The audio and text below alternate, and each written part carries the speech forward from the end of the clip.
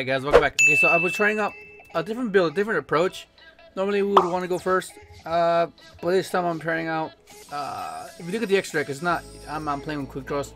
I swapped out the Synchron engine, the tuning, the quick draws, for more, well, I guess I wouldn't call, like a more basic, whereas typically quick draw would serve as like a discard outlet and then extend your plays. Furthermore, depending with like the War Styles or yugioh tuner, but I wanted to just let's make it as basic. So make Magnet versus Life as possible. So pretty much go into Excel as fast as we can. So that means level 5 tuner, level eater, and make Excel, and then just keep bringing back Excel and bring back your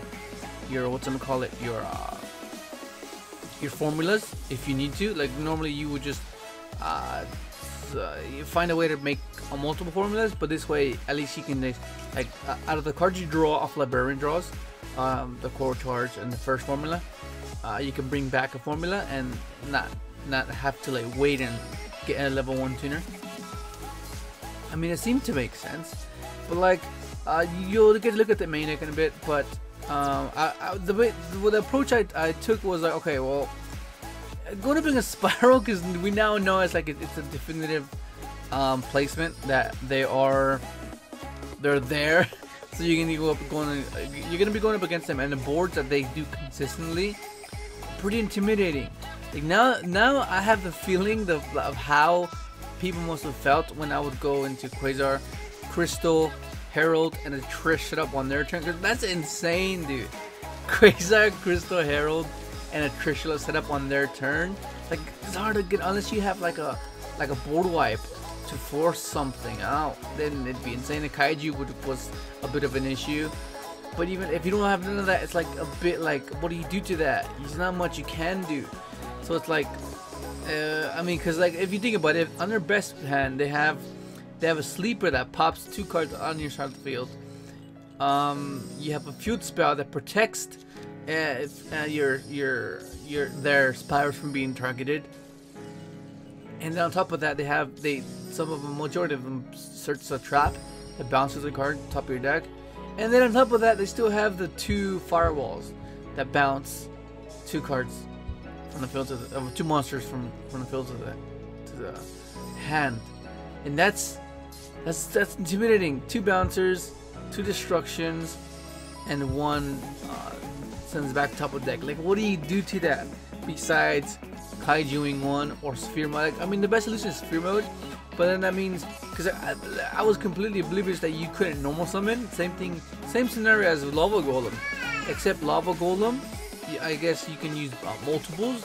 Thank you, Josh. That's a good analysis of doing that, because sphere mode, if you open up multiple sphere mode, you can't summon both. Whereas if you open up 2 Lava Golems, you can summon both. So you can take away 4 monsters compared to just 3. But I mean, I guess the way I was approaching it was, well, sphere mode, they can attack you with like nothing. If you want to pass, you can just sack their field, pass, and you know that you're not going to be taking any damage. Compared to Lava Golem, where they give them a beater. So that's gonna be like, okay, well, I can only take so much of those. So that's kind of why I was leaning towards sphere mode. And plus, it's a tribute summon, not special summon. So like for those awkward scenarios where there's like some sort of Vanity Fiend or something that prevents you from special summoning, then that's like a big help. But it just comes down to that, just being able to, because like without sphere mode, I was approaching the evenly matched. That's the only thing that gets rid of the spiral field, pretty much. And odds are they'll keep sleeper, and you just kaiju the sleeper. Like, that's pretty much what it is. Like, this, as I was testing, before I was trying out evenly matched, because evenly matched is really expensive right now. It's like $80+ right now.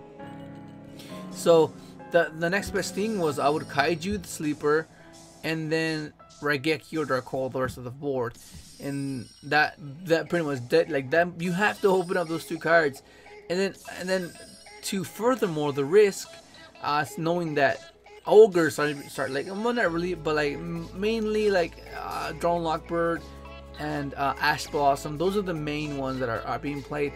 So like to follow it up, like let's say you clear let's say you open up Kaiju and the Raigeki, right? you kaiju their sleeper, and then regeki the rest of the board. Okay, that's fine. But then you're gonna need to have opened with a level eater and Gofu, because you run the risk. Let's say you open up Gofu Knight, right? Follow like you go kaiju regeki, follow it up with Gofu Knight, and they ash your Knight. There's not much you can do after that. Like there really isn't. So you need to open up level eater to prevent that from happening, to get around ash if they do have ash. And that's the only thing that's a bit like, I noticed that like there's times where I opened that out kaiju regeki or Goroko, and I would go, oh yes, Gofu Knight, and then I get my Knight ash, and I was like, well, okay. And then that's why I came, okay, the hand needs to be specific in order for you to actually make a push. Otherwise it's really hard to get around that board, like if you don't open up that. It really is.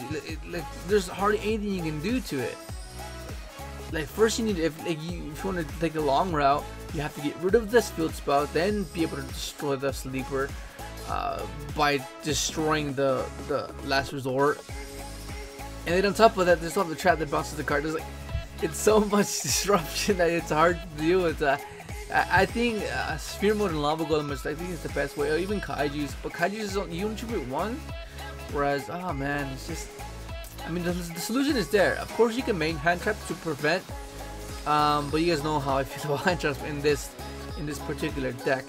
Whereas, like let's say let's say you open up your ash and your draw, right?